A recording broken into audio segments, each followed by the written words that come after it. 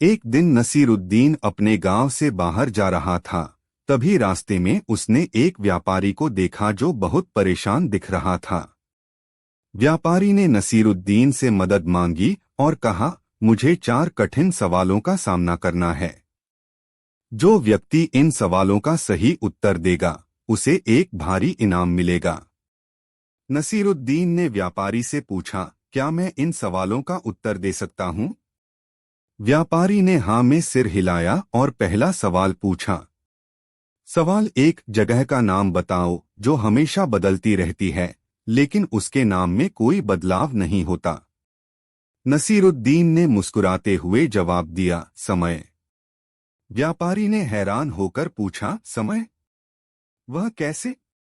नसीरुद्दीन ने कहा, समय हमेशा बदलता है लेकिन नाम वही रहता है। यह कोई स्थिर स्थान नहीं है बल्कि हर पल बदलता रहता है, जैसे सूर्योदय और सूर्यास्त।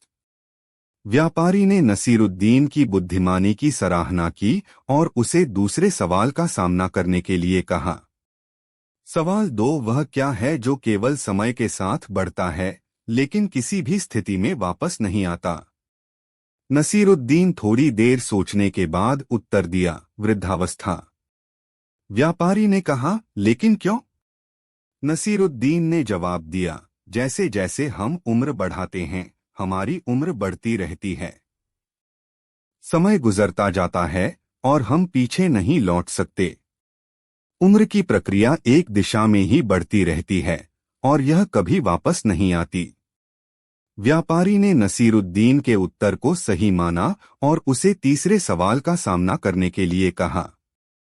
सवाल 3, क्या वह चीज है जो पूरी दुनिया में फैल सकती है लेकिन उसे कोई पकड़ नहीं सकता? नसीरुद्दीन ने बिना कोई समय गवाए जवाब दिया, ख्याल या विचार। व्यापारी ने चौंकते हुए पूछा, वह कैसे? नसीरुद्दीन ने समझाया, विचार दुनिया भर में फैल सकते हैं। किसी भी व्यक्ति का ख्याल किसी और तक पहुंच सकता है लेकिन आप उसे हाथ से नहीं पकड़ सकते। वह केवल मानसिक रूप से होता है और उसकी कोई ठोस पकड़ नहीं होती। व्यापारी ने फिर से नसीरुद्दीन की बुद्धिमानी की सराहना की लेकिन अब उसके पास चौथा सवाल था। सवाल 4, वह क्या है जो हमेशा आपकी ओर आता है लेकिन आप उसे कभी नहीं देख सकते? नसीरुद्दीन ने जवाब दिया, भविष्य। व्यापारी ने पूछा, कैसे? नसीरुद्दीन ने जवाब दिया, भविष्य हमेशा आ रहा होता है लेकिन हम कभी भी उसे पूरी तरह से देख नहीं सकते। हम भविष्य की घटनाओं को अनुमान लगा सकते हैं लेकिन भविष्य को पूरी तरह से देखने की हमारी कोई क्षमता नहीं है। व्यापारी ने नसीरुद्दीन की उत्तरों को सही माना और कहा, तुमने सभी सवालों का सही उत्तर दिया, नसीरुद्दीन। तुम वास्तव में बुद्धिमान हो। तुम्हें इनाम के रूप में बहुत सारा धन मिलेगा। नसीरुद्दीन ने मुस्कुराते हुए उत्तर दिया, मुझे किसी धन की आवश्यकता नहीं है। मेरी खुशी और संतोष यही है कि मैंने कठिन सवालों का सही उत्तर दिया और दूसरों को भी सही दिशा दिखाई। व्यापारी ने नसीरुद्दीन के शब्दों को समझा और उसे अच्छे इंसान की तरह सम्मानित किया। कहानी का संदेश। इस कहानी से यह सीखने को मिलता है कि जीवन में बुद्धिमानी सिर्फ कठिन सवालों का सही उत्तर देने में नहीं, बल्कि उस उत्तर को सही तरीके से समझने और जीवन में सच्चाई को अपनाने में भी होती है। नसीरुद्दीन का चतुर उत्तर हमें यह याद दिलाता है कि जीवन के कई पहलू हमें समझने के लिए सोचने और नजरिया बदलने की जरूरत होती है। कहानी 2।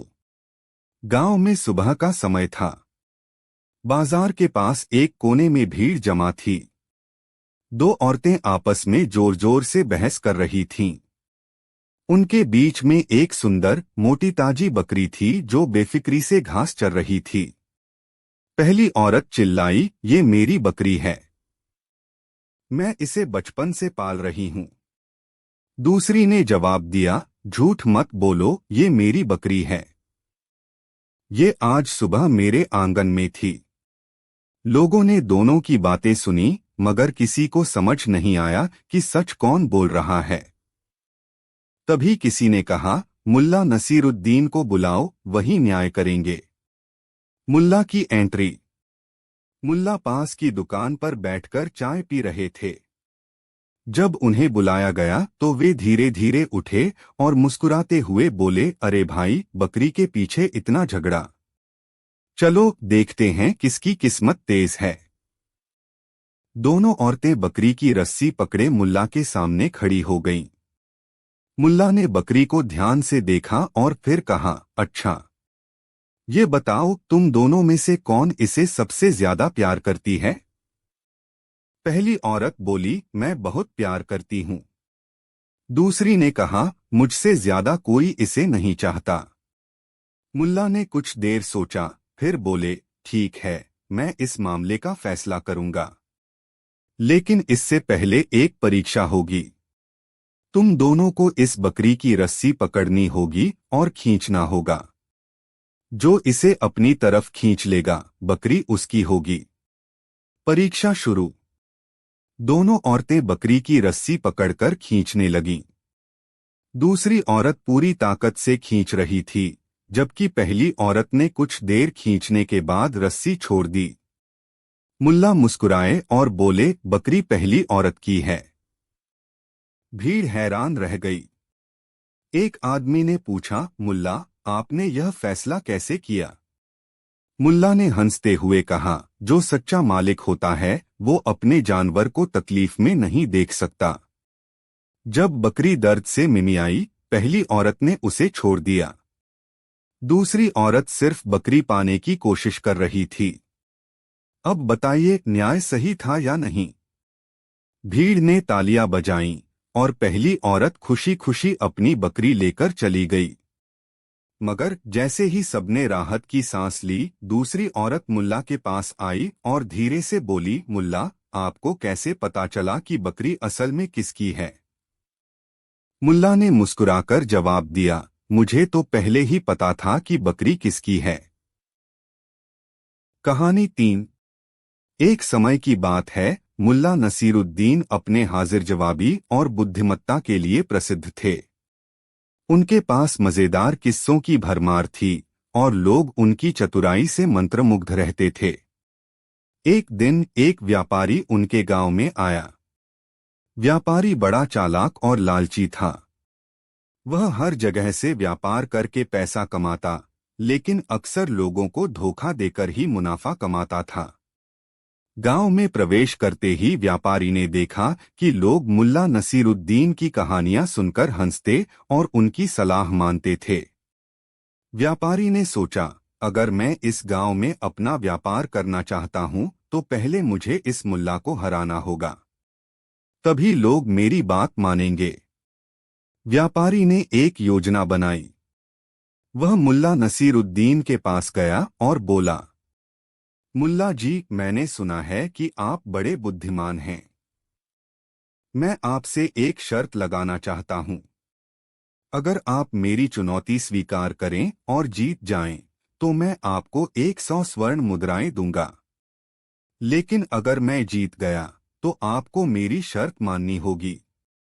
मुल्ला ने मुस्कुराते हुए पूछा, भाई, क्या शर्त है? व्यापारी ने कहा, मैं एक पहेली पूछूंगा।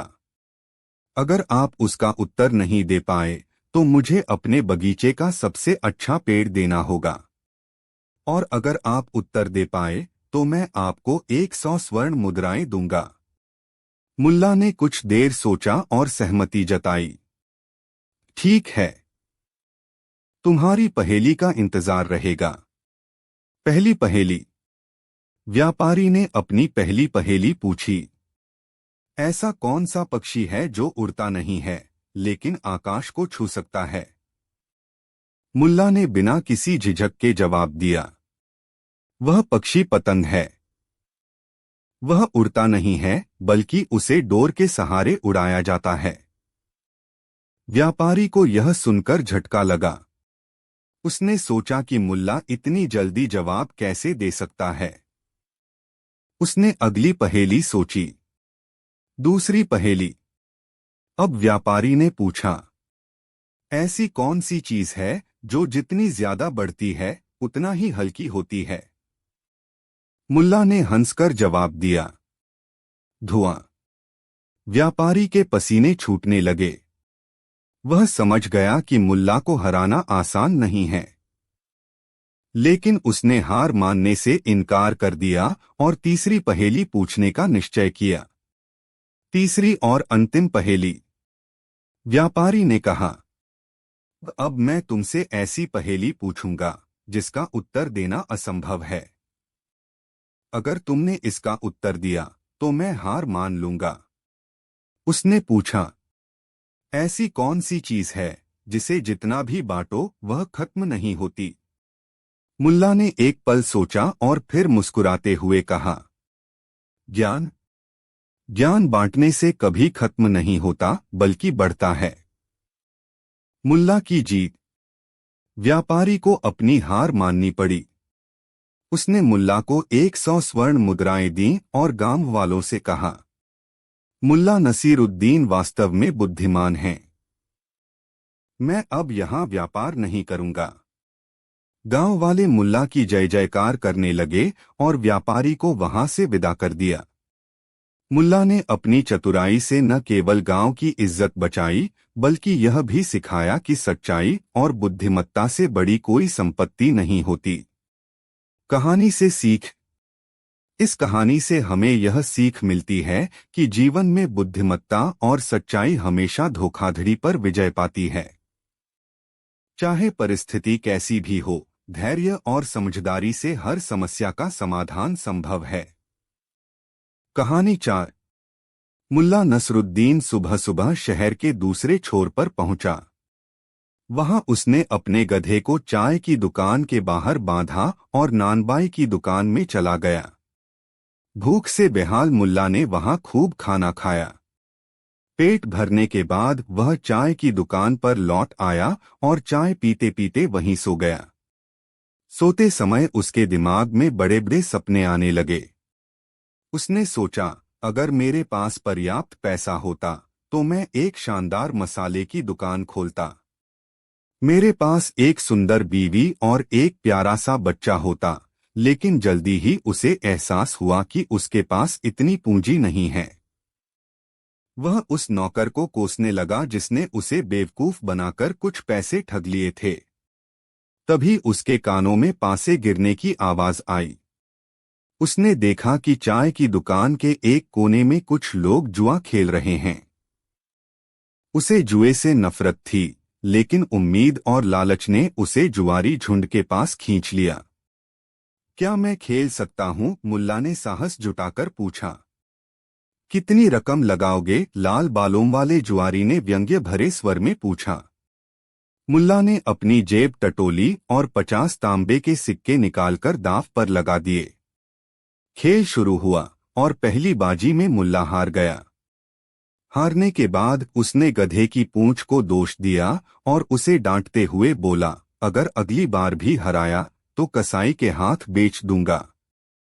लाल बालों वाले जुआरी ने हंसते हुए कहा, तुम्हारे पास जो बचा है उसे भी हारने के लिए तैयार हो जाओ।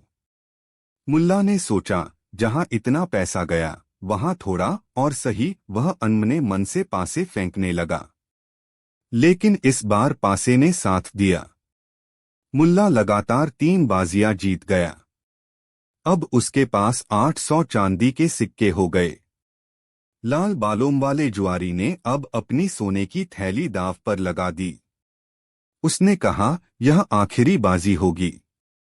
अगर शैतान तुम्हारे साथ है तो तुम जीत सकते हो। मुल्ला ने अपने गधे की ओर देखा और धीरे से बोला, इस बार तुझे मेरी मदद करनी होगी। जुआरी ने पासे फेंके और 11 अंक लाए। सबने सोचा कि मुल्ला हार जाएगा, लेकिन मुल्ला ने गधे की पूंछ को हल्का सा खींचा। जैसे ही गधा हिला, मुल्ला के हाथ से पासे फिसलकर गिरे और उन पर 2 छक्के आए। मुल्ला जीत गया। लाल बालों वाले जुआरी ने सिर पकड़ लिया और चुपचाप वहां से चला गया। कहा जाता है कि वह जुआरी दोबारा कभी उस इलाके में नहीं दिखा। मुल्ला ने अपनी सारी जीत की रकम गधे पर लाद ली और उसे मिठाई खिलाकर बोला, तू तो मेरा असली भाग्य विधाता है। पहले तुझे डांटा, अब तेरी पूजा करूंगा। सीख। एक मेहनत, बुद्धिमानी और थोड़ी किस्मत से बड़ी मुश्किल को हराया जा सकता है। दो, लालच और जुए से बचना चाहिए, क्योंकि यह न केवल पैसा बल्कि इज्जत भी छीन सकता है। कहानी 5। क्या होगा अगर आपको किसी राजा की दावत में बुलाया जाए और थाली में खाना तो क्या सिर्फ हवा परोस दी जाए? सोचिए, क्या आप चुपचाप लौट जाएंगे या कुछ ऐसा करेंगे कि सारा दरबार हैरान रह जाए? यही सवाल सामने आया जब मुल्ला नसीरुद्दीन को एक अनोखी दावत में बुलाया गया। एक बार की बात है, शहर के सबसे अमीर और घमंडी व्यापारी ने पूरे इलाके में बड़ी दावत का ऐलान किया। उसने घोषणा की, मेरी दावत में हर बड़ा आदमी आएगा, लेकिन छोटे लोगों के लिए कोई जगह नहीं। मुल्ला नसीरुद्दीन को यह बात बहुत अखर गई। उन्होंने सोचा, धनवान होना इतना बड़ा गर्व क्यों है? क्या पैसा ही इंसान की पहचान है? लेकिन मुल्ला ने कुछ नहीं कहा। चुपचाप व्यापारी के दावत का न्योता स्वीकार कर लिया। दावत का दिन आया। पूरा शहर चमचमाते कपड़ों में सज-धज कर व्यापारी के महल में पहुंचा। महल के अंदर की सजावट ऐसी थी मानो इंद्र का दरबार हो। हर मेहमान को चांदी की थाली में स्वागत किया जा रहा था। मुल्ला भी पहुंचे, लेकिन उनकी पोशाक साधारण थी। फटे पुराने कपड़े और सिर पर पुरानी पगड़ी। दरबान ने उन्हें अंदर जाने से रोक दिया। मुल्ला ने मुस्कुराकर कहा, मैं दावत के लिए आया हूं। दरबान हंसा, तुम जैसे लोग इस दावत में नहीं आ सकते। बाहर जाओ। मुल्ला समझ गए कि यहाँ कपड़े और हैसियत को देखा जा रहा है। मुल्ला वापस घर गए और शानदार रेशमी कपड़े पहनकर लौटे। इस बार दरबान ने झुककर स्वागत किया। मुल्ला को सोने की थाली दी गई। लेकिन जब खाना परोसा गया, मुल्ला ने कुछ ऐसा किया कि सब चौंक गए। उन्होंने चांदी की थाली में खाना न रखकर अपनी आस्तीन में भरना शुरू कर दिया। कभी जूस कोट में डालते तो कभी चावल पगड़ी पर रखते। व्यापारी चिल्लाया, मुल्ला, ये क्या कर रहे हो? मुल्ला ने मुस्कुराकर कहा, दावत तो कपड़ों के लिए थी, तो इन्हीं को खिलाने आया हूं। पूरा दरबार खामोश हो गया। हर कोई मुल्ला की बात का मतलब समझने की कोशिश कर रहा था। तभी मुल्ला ने थाली को उठाया और पूरी सभा को ध्यान से देखने लगे। उन्होंने कहा, इस खाली बर्तन की गूंज सुनो। ये बताती है कि भोजन का असली स्वाद क्या है। लेकिन इसका रहस्य तुम समझ पाओगे या नहीं?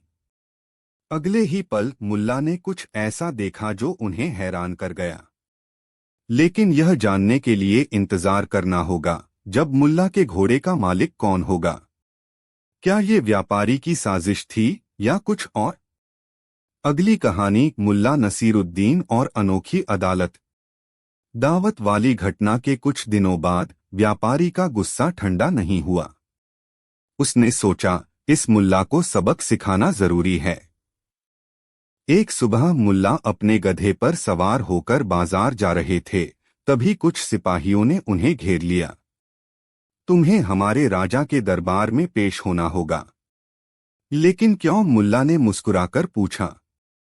तुम पर चोरी का इल्जाम है, सिपाही ने गंभीरता से कहा। राजा के दरबार में व्यापारी पहले से मौजूद था। उसने बड़े नाटकीय अंदाज में कहा, महाराज, इस मुल्ला ने मेरा सबसे कीमती घोड़ा चुरा लिया है। मुल्ला नसीरुद्दीन ने शांत स्वर में पूछा, मैंने तुम्हारा घोड़ा कब चुराया? व्यापारी ने चालाकी से जवाब दिया, कल रात जब तुम मेरे घर के पास दिखे थे।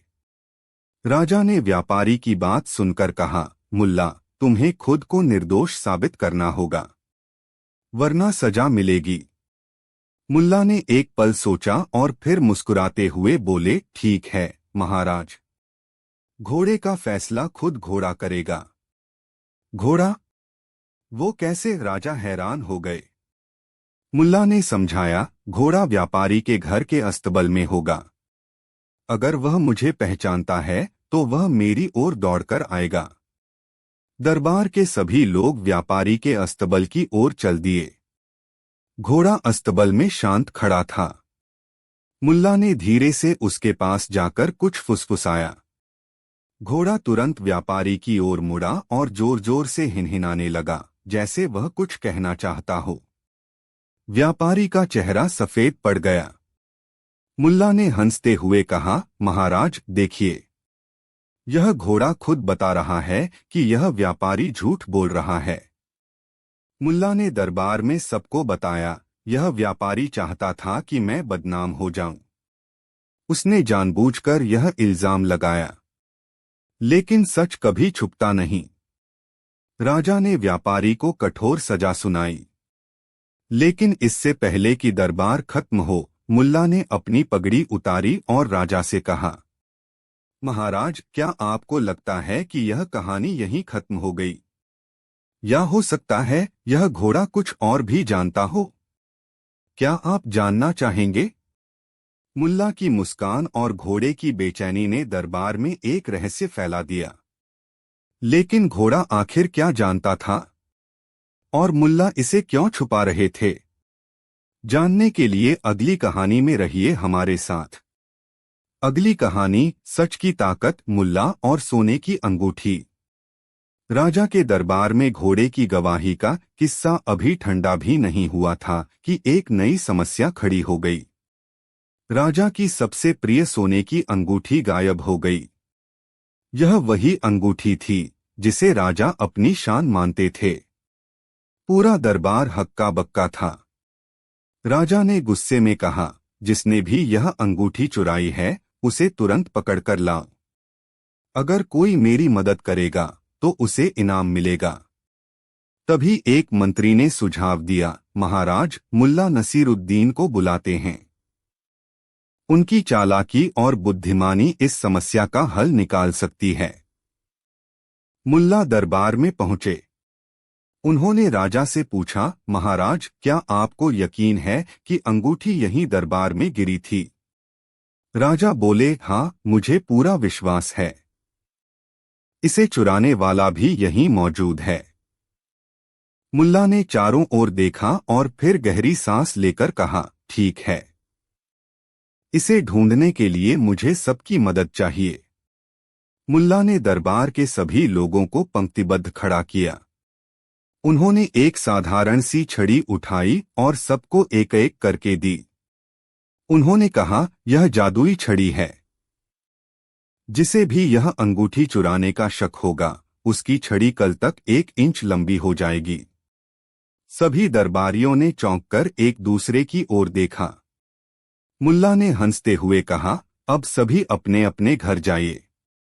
कल तक सच अपने आप सामने आ जाएगा। अगली सुबह सभी दरबारी अपनी छड़ी लेकर दरबार पहुंचे। मुल्ला ने एक एक करके छड़ियां देखनी शुरू कीं। अचानक उन्होंने एक दरबारी की ओर इशारा किया और बोले, महाराज, यही है आपका चोर। राजा हैरान रह गए। उन्होंने पूछा, लेकिन यह आपने कैसे जाना? मुल्ला ने मुस्कुराते हुए कहा, मैंने झूठ कहा था कि छड़ी लंबी होगी। लेकिन जिसने भी अंगूठी चुराई थी उसने डर के मारे अपनी छड़ी काट दी ताकि वह लंबी न हो जाए। देखिए, इसकी छड़ी सबसे छोटी है। दरबार में सन्नाटा छा गया। चोर ने डरते डरते अंगूठी बाहर निकाली और राजा को सौंप दी। राजा ने मुल्ला को इनाम देने की घोषणा की। लेकिन मुल्ला ने राजा से कहा, महाराज, सच की ताकत तो दिख गई। लेकिन क्या आपने कभी सोचा है कि जो चीजें आप देख रहे हैं वह सच हैं या केवल भ्रम? क्या यह अंगूठी सचमुच गायब हुई थी या यह सब एक बड़ी साजिश का हिस्सा था? राजा चौंक गए। दरबार में हर किसी के मन में सवाल उठने लगा। आखिर मुल्ला क्या कहना चाहते थे? और यह साजिश किसकी हो सकती थी? राजा ने मुल्ला की बात पर ध्यान दिया और उसकी आंखों में छिपे गहरे अर्थ को समझने की कोशिश की। लेकिन वह भी जानना चाहता था कि मुल्ला का इशारा किस ओर था। मुल्ला ने फिर से अपना चेहरा गंभीर किया और धीरे से कहा, महाराज, हर सच्चाई की तह में कुछ छिपा होता है। कभी कभी हम वही देखते हैं जो हम देखना चाहते हैं, न कि जो असल में है। उस अंगूठी का चोरी होना सिर्फ एक घटना थी, लेकिन इसे घेरने वाले सवाल अभी भी अधूरे हैं।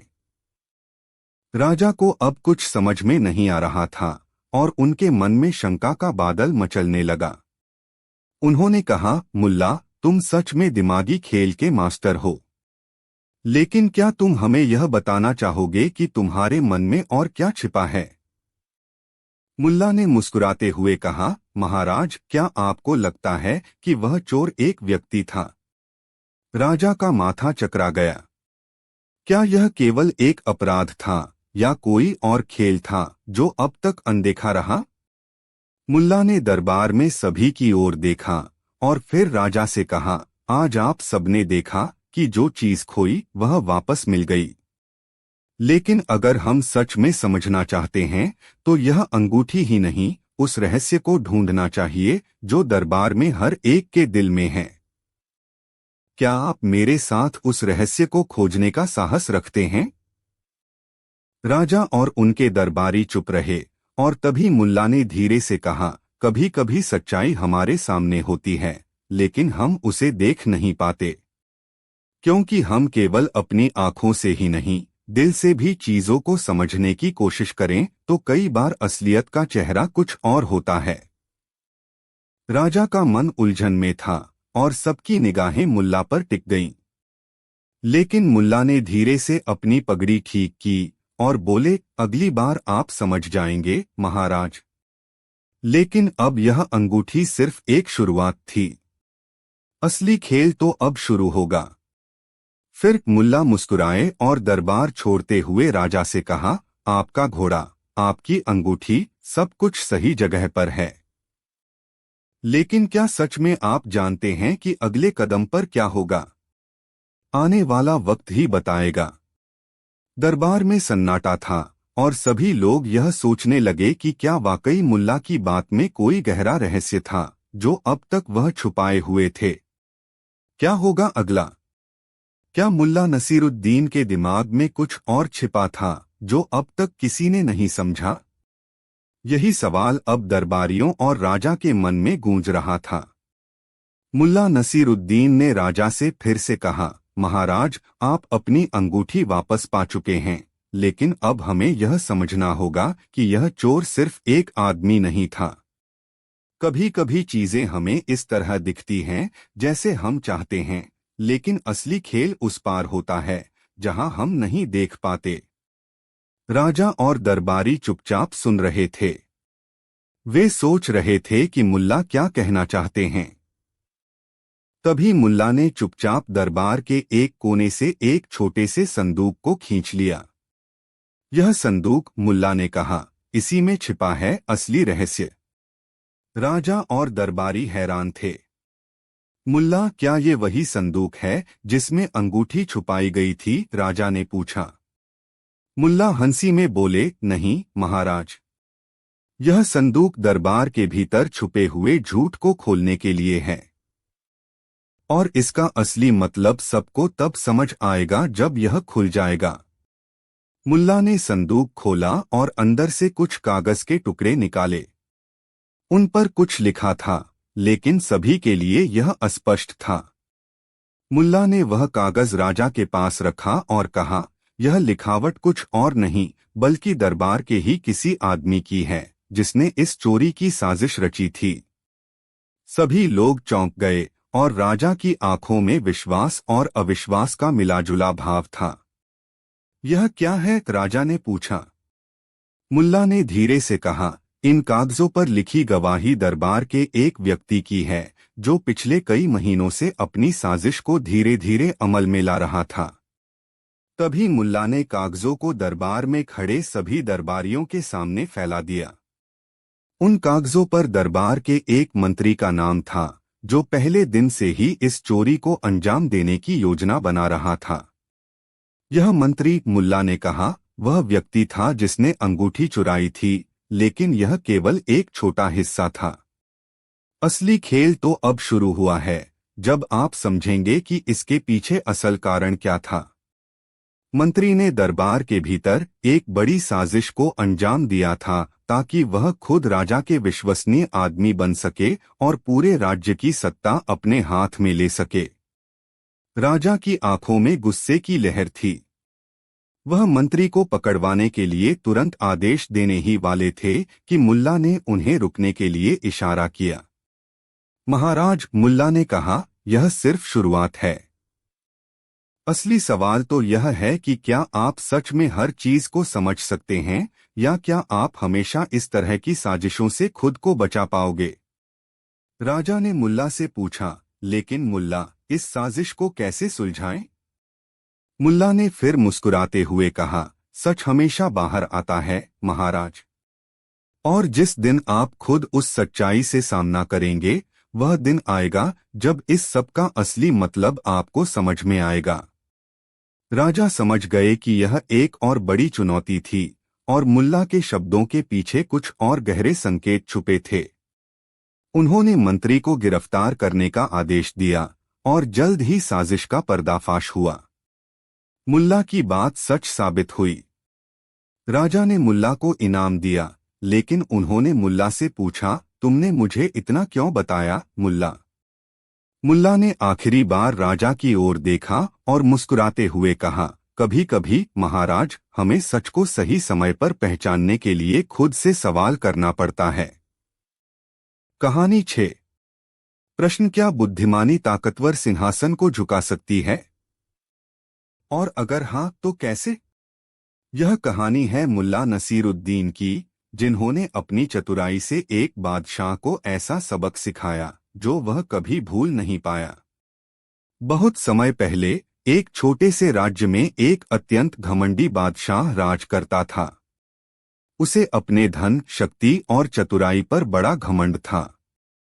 वह हमेशा दूसरों का मजाक उड़ाता और खुद को सबसे बुद्धिमान मानता।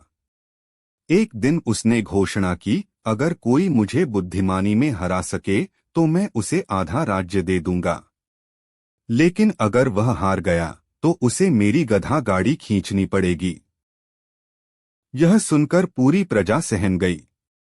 कौन इतना साहसी होगा जो बादशाह से मुकाबला करे? तभी मुल्ला नसीरुद्दीन आगे आए। उनकी चालाकी और हास्य पूरे राज्य में प्रसिद्ध थी।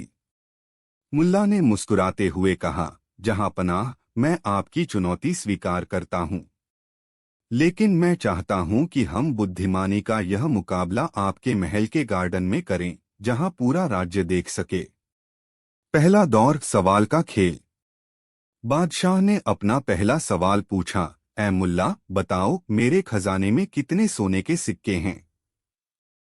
मुल्ला ने बिना झिझके जवाब दिया, जहां पनाह, यह तो आपकी खजांची ही जान सकते हैं, लेकिन अगर आप चाहें तो मैं उन्हें गिन सकता हूं, बशर्ते आप हर सिक्के के साथ एक रोटी रखवा दें। सभा ठहाकों से गूंज उठी। बादशाह थोड़ा झेंप गया, लेकिन उसने दूसरा सवाल दागा। दूसरा दौर, उल्टा सवाल। बादशाह ने पूछा, ऐ मुल्ला, क्या तुम यह बता सकते हो कि मैं किस चीज के बारे में सोच रहा हूं? मुल्ला ने धीरे से झुककर जवाब दिया, जहां पनाह, आप यही सोच रहे हैं कि मैं कैसे जीत सकता हूं। बादशाह की आंखें हैरानी से फैल गईं। यह जवाब सही था। तीसरा दौर, गधे का राज। अब बारी थी मुल्ला की। उन्होंने बादशाह से पूछा, जहां पनाह, मेरे पास एक गधा है जो हर सवाल का जवाब हाँ या ना में देता है। क्या आप उसे हरा सकते हैं? बादशाह ने हंसते हुए कहा, गधे का सवाल? यह तो आसान है, लाओ उसे। मुल्ला ने गधा पेश किया और बादशाह से पूछा, क्या आप इसे मुझसे ज्यादा बुद्धिमान साबित कर सकते हैं? बादशाह ने गधे को देखा और गधा भी बड़ी गहरी नजरों से उन्हें देखता रहा। सभा में खुसर फुसर शुरू हो गई। बादशाह को लगा कि यह मजाक है। उन्होंने गुस्से में कहा, इसका जवाब बाद में दूंगा। मुल्ला ने गधे की लगाम खींची और कहा, जहांपनाह, जवाब तो यही था जो गधा भी दे सकता था। लेकिन असली सवाल यह है, क्या आप सच में बुद्धिमान हैं या आपका घमंड ही आपका सबसे बड़ा शत्रु है? सभा सन्न रह गई। बादशाह चुप थे और मुल्ला ने कहा, अब मेरी अंतिम चुनौती का इंतजार कीजिए। क्या आप तैयार हैं? मुल्ला ने बादशाह को एक अजीबोगरीब गुत्थी दी, जो इतनी कठिन थी कि पूरा दरबार उसे सुलझाने में उलझ गया। प्रश्न, मुल्ला की अंतिम चुनौती क्या थी, जिसने बादशाह के सिंहासन को हिला दिया? जानने के लिए देखिए अगले भाग में। प्रश्न, क्या हो अगर एक साधारण आदमी के सवाल से एक बादशाह का सिंहासन डगमगाने लगे? मुल्ला नसीरुद्दीन की अंतिम चुनौती ऐसी थी जिसने न केवल बादशाह को चौंका दिया बल्कि पूरे दरबार को सोचने पर मजबूर कर दिया। दरबार में सन्नाटा छाया हुआ था। सभी को बेसब्री से इंतजार था कि मुल्ला नसीरुद्दीन अब कौन सी चुनौती देने वाले हैं। मुल्ला ने मुस्कुराते हुए कहा, जहांपनाह, अब मेरा सवाल सुनिए। मैं आपसे ऐसी चीज मांगता हूं जो आपका है, लेकिन आप उसे कभी खुद नहीं देख सकते। बताइए वह क्या है? बादशाह ने सवाल सुना और सोच में पड़ गए। उन्होंने कहा, मुल्ला, यह तो बड़ा अजीब सवाल है। मेरा क्या है जो मैं देख नहीं सकता? मुल्ला ने सिर झुकाकर कहा, जहांपनाह, यही तो चुनौती है। सोचिए, समय ले लीजिए। बादशाह ने दरबारियों की ओर देखा। सभी फुसफुसा रहे थे, लेकिन कोई भी उत्तर नहीं दे सका। बादशाह ने अपने मंत्रियों से सलाह मांगी। एक मंत्री ने कहा, शायद यह आपका खजाना है जो आपकी पहुंच में तो है, लेकिन आप उसकी हर चीज नहीं देख सकते। दूसरे ने कहा, नहीं, यह आपकी ताकत हो सकती है जो अदृश्य होती है। लेकिन मुल्ला ने मुस्कुराते हुए सिर हिला दिया।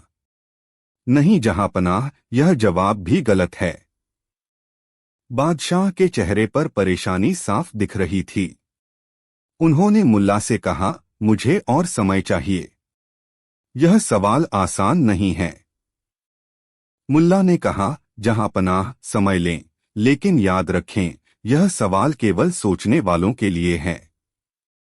अचानक मुल्ला ने बादशाह की ओर देखा और बोला, मैं आपको एक और हिंट देता हूं, यह चीज आपके साथ हर वक्त है, लेकिन फिर भी आप इसे कभी नहीं देख सकते। सोचिए, यह क्या है? बादशाह ने गुस्से में कहा, मुल्ला, यह मजाक हो रहा है।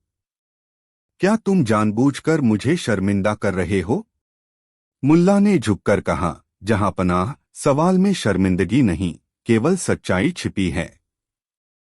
जवाब आपके सामने है। बादशाह ने हार मानते हुए कहा, ठीक है मुल्ला, मैं हार मानता हूं। मुझे बताओ वह क्या है?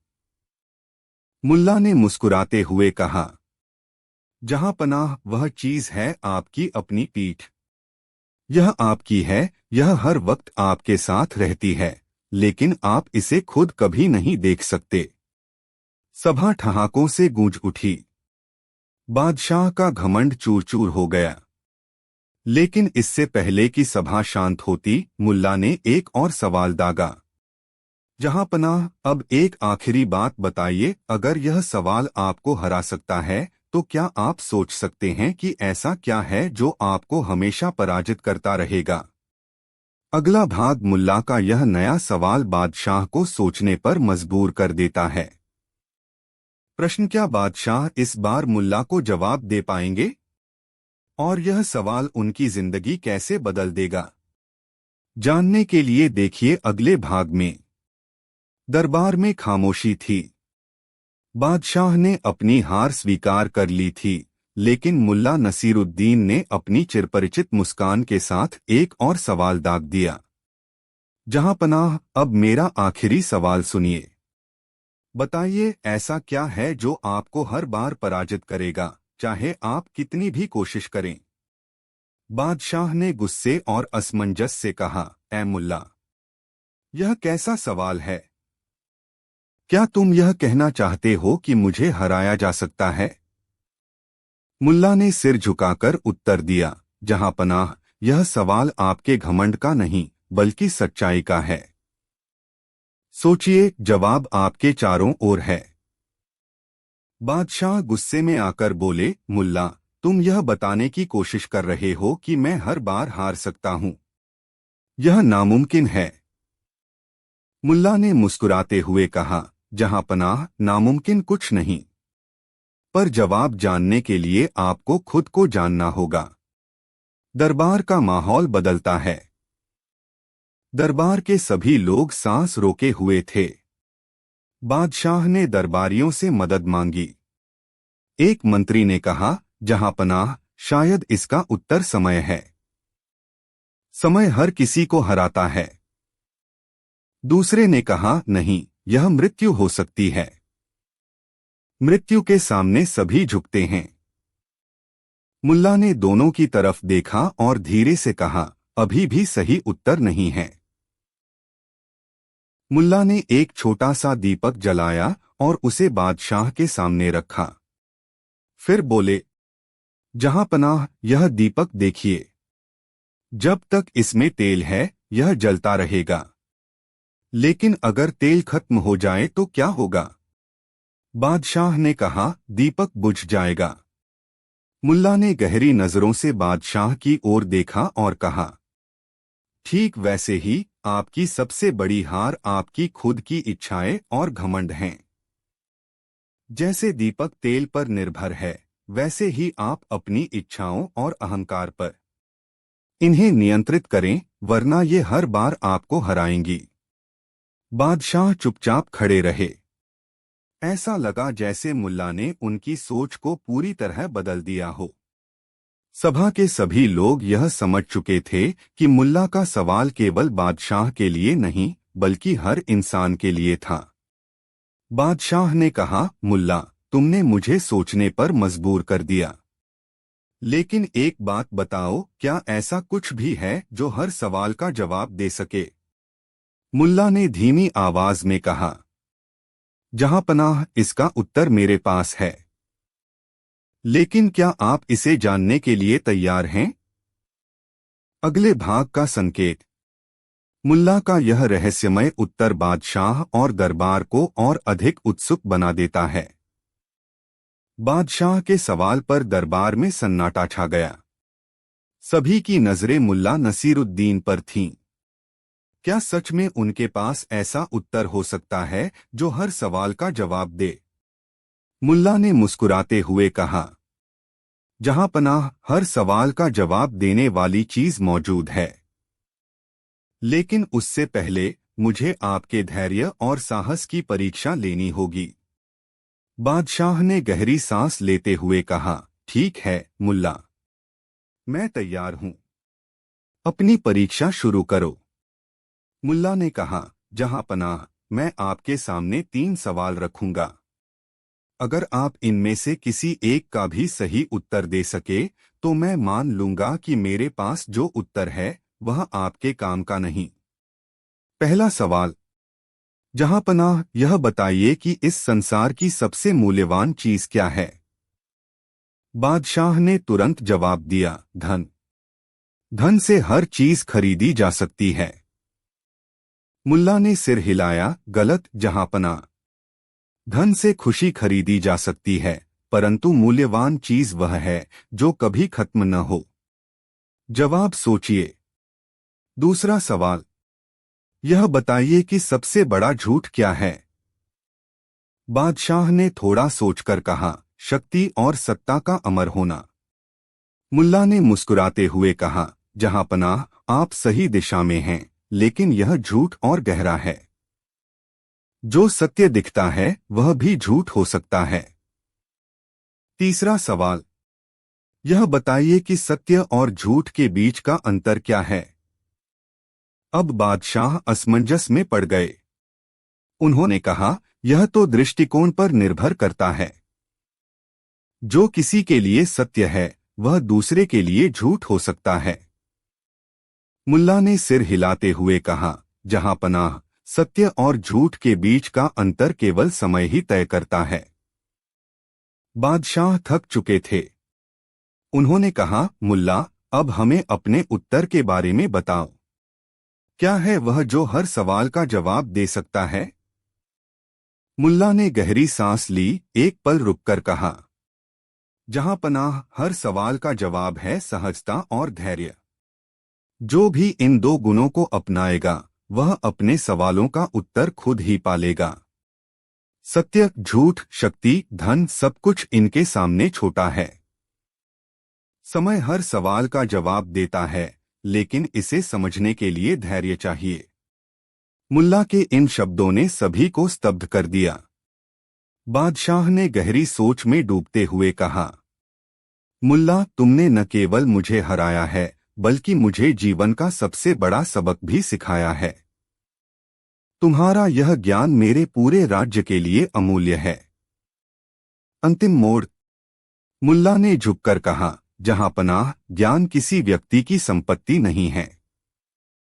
इसे जितना बांटोगे उतना ही यह बढ़ेगा। बादशाह ने अपनी हार को स्वीकार करते हुए मुल्ला को सम्मानित किया। कहानी 7। एक समय की बात है, मुल्ला नसीरुद्दीन अपने गांव में अपनी बुद्धिमत्ता और चतुराई के लिए प्रसिद्ध थे। गांव के लोग छोटे मोटे झगड़ों और उलझनों में उनकी राय लेने आया करते थे। एक दिन गांव के दो व्यापारी अहमद और करीम मुल्ला के पास पहुंचे। अहमद ने शिकायत की, मुल्ला, करीम ने मुझसे 1000 सोने के सिक्के उधार लिए थे और अब वो लौटा नहीं रहा। उसने वादा किया था कि 1 महीने के अंदर रकम लौटा देगा, लेकिन 3 महीने बीत चुके हैं। अब यह दावा कर रहा है कि उसने मुझसे कोई रकम ली ही नहीं। करीम ने शांतिपूर्वक उत्तर दिया, मुल्ला, यह मुझ पर झूठा आरोप लगा रहा है। मैंने इससे कोई रकम उधार नहीं ली। मेरे पास सबूत है कि मैं निर्दोष हूं। मुल्ला ने दोनों की बात ध्यान से सुनी। फिर उन्होंने पूछा, अहमद, क्या तुम्हारे पास कोई गवाह या सबूत है कि तुमने करीम को पैसे दिए थे? अहमद ने सिर झुकाते हुए कहा, नहीं मुल्ला, यह हमारे बीच का भरोसे का सौदा था। कोई गवाह नहीं था।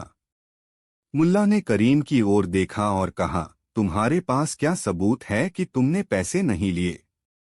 करीम ने मुस्कुराते हुए कहा, मुल्ला, मैंने इनसे पैसे नहीं लिए। यही मेरा सबूत है। मुल्ला ने कुछ देर सोचने के बाद कहा, हमें इस मामले की सच्चाई जानने के लिए एक गवाह की जरूरत है। अगर कोई इंसान नहीं है तो हमें प्रकृति से मदद लेनी होगी। अहमद, वह पेड़ कहाँ है जिसके नीचे तुमने करीम को पैसे दिए थे? अहमद ने जवाब दिया, गांव के बाहर बगीचे में एक बड़ा नीम का पेड़ है। हमने उसी के नीचे सौदा किया था। मुल्ला ने आदेश दिया, ठीक है, तुम दोनों उस पेड़ के पास जाओ और उससे पूछो कि उसने क्या देखा। जब पेड़ अपनी गवाही देगा तो न्याय हो जाएगा। दोनों व्यापारी चौंक गए। करीम ने पूछा, मुल्ला, पेड़ कैसे गवाही देगा? मुल्ला ने मुस्कुराते हुए कहा, पेड़ भी ईश्वर की रचना है। कभी कभी प्रकृति हमें सत्य दिखा देती है। जाओ और देखो, मैं यहीं इंतजार करूंगा। अहमद और करीम पेड़ की ओर चल पड़े। रास्ते में करीम ने सोचा, मुल्ला की बात का क्या मतलब हो सकता है? पेड़ तो बोल नहीं सकता। यह सिर्फ समय की बर्बादी है। करीम इस मामले को हल्के में ले रहा था। वहीं अहमद परेशान था कि न्याय कैसे मिलेगा। इधर मुल्ला ने एक नौकर को बुलाकर अहमद और करीम का पीछा करने भेजा। उसने कहा, देखो अहमद और करीम क्या कर रहे हैं। अगर करीम के मन में कोई चालाकी हो तो मुझे तुरंत खबर देना। करीम ने रास्ते में अहमद से कहा, हम दोनों पेड़ से गवाही मांगने जा रहे हैं। लेकिन मुझे यकीन है कि यह व्यर्थ है। क्यों न हम मुल्ला को छोड़कर अपनी अपनी राहें चुनें? अहमद ने कहा, नहीं, मुझे मुल्ला पर भरोसा है।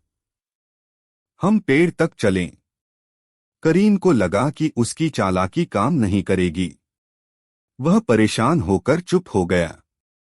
जब दोनों वापस मुल्ला के पास लौटे तो अहमद ने कहा, मुल्ला, पेड़ ने कुछ नहीं कहा, अब क्या करें? मुल्ला ने करीम की ओर देखा और कहा, तुम पेड़ के नीचे रुके क्यों नहीं? करीम चौंकते हुए बोला, मुल्ला, मैंने ऐसा कभी नहीं कहा। मुल्ला मुस्कुराए और बोले, यही तो सच्चाई है। अगर तुम पेड़ के पास रुके ही नहीं तो तुम सच क्यों छुपा रहे हो? करीम ने झेंपते हुए स्वीकार कर लिया, मुल्ला, मुझे माफ कर दो। मैंने सचमुच अहमद से पैसे उधार लिए थे।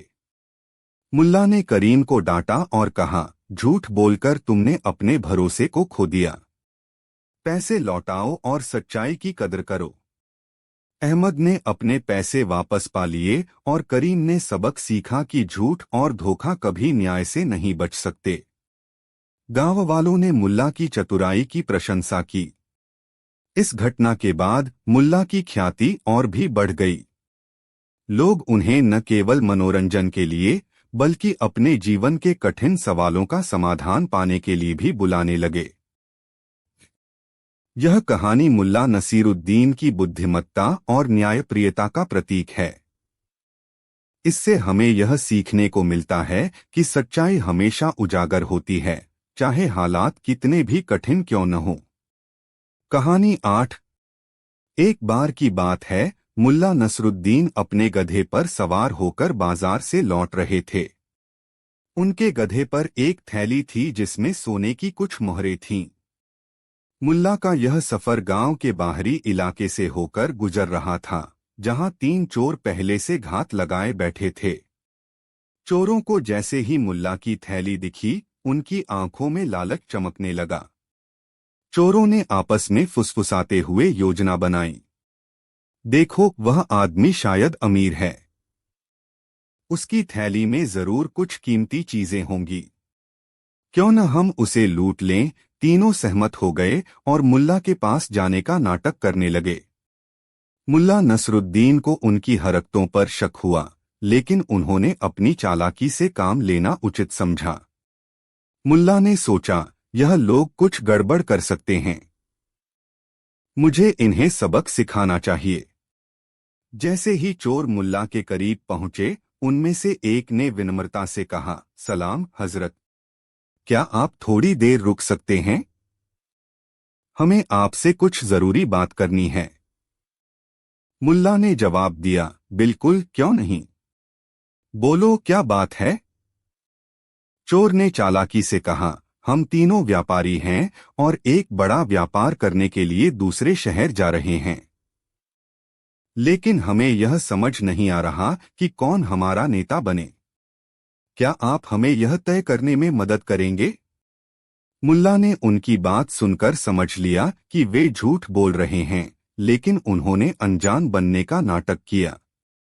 उन्होंने कहा, अरे, यह तो बहुत आसान है। तुम लोग मुझे अपनी काबिलियत दिखाओ और मैं तुम्हारे लिए सबसे योग्य नेता चुन दूंगा। तीनों चोर आपस में सहमत हो गए और मुल्ला को अपनी अपनी काबिलियत दिखाने लगे। पहला चोर बोला, मैं इतना तेज दौड़ सकता हूं कि हवा को भी पीछे छोड़ दूं। उसने पास के पेड़ तक दौड़कर दिखाया। दूसरा चोर बोला, मैं इतना ताकतवर हूं कि बड़े से बड़ा पत्थर उठा सकता हूं। उसने पास पड़ा एक भारी पत्थर उठाकर दिखाया।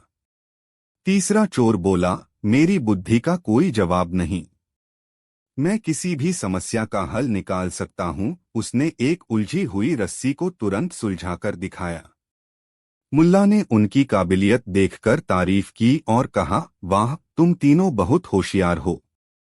लेकिन असली नेता वह होगा जो सबसे ज्यादा ईमानदार हो। मैं तुम्हारी ईमानदारी की परीक्षा लेना चाहता हूं। चोरों ने मुल्ला की बात मान ली। मुल्ला ने अपनी थैली दिखाते हुए कहा, इस थैली में कुछ सोने की मोहरें हैं। मैं इसे यहाँ जमीन पर रख देता हूँ और थोड़ी दूर जाता हूँ। जो सबसे ईमानदार होगा वह इसे नहीं छुएगा। मुल्ला थोड़ी दूर चले गए और पेड़ के पीछे छिपकर चोरों की हरकतें देखने लगे। जैसे ही मुल्ला ओझल हुए, तीनों चोर आपस में लड़ने लगे। पहला चोर बोला, इस थैली पर पहला हक मेरा है क्योंकि मैंने सबसे तेज दौड़कर दिखाया। दूसरा चोर चिल्लाया, नहीं, यह मेरी होनी चाहिए क्योंकि मेरी ताकत का कोई मुकाबला नहीं। तीसरा चोर चतुराई से बोला, तुम दोनों बेवकूफ हो। असली हकदार मैं हूं क्योंकि मैंने अपनी बुद्धिमानी साबित की है। तीनों में झगड़ा इतना बढ़ गया कि वे एक दूसरे पर हमला करने लगे। इस बीच मुल्ला नसरुद्दीन ने गांव वालों को बुला लिया।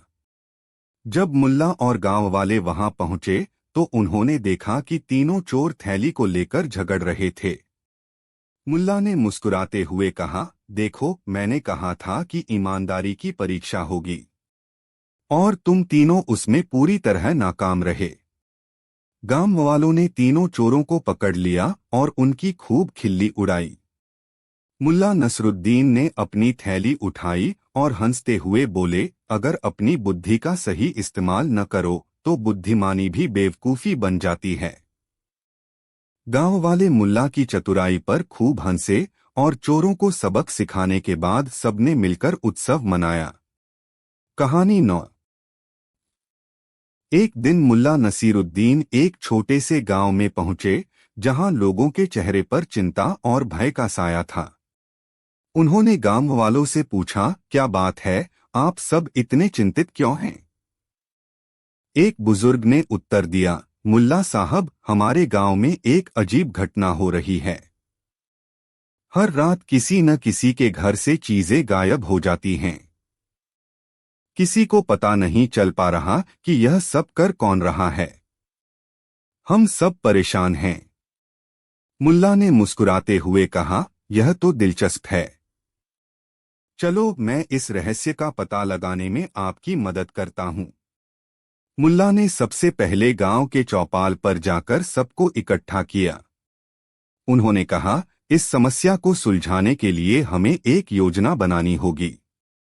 मैं इस गांव के हर घर का दौरा करूंगा और देखूंगा कि कौन कौन से लोग संदिग्ध हो सकते हैं। गांव वालों ने उनकी बात मान ली। मुल्ला ने घर घर जाकर निरीक्षण करना शुरू किया।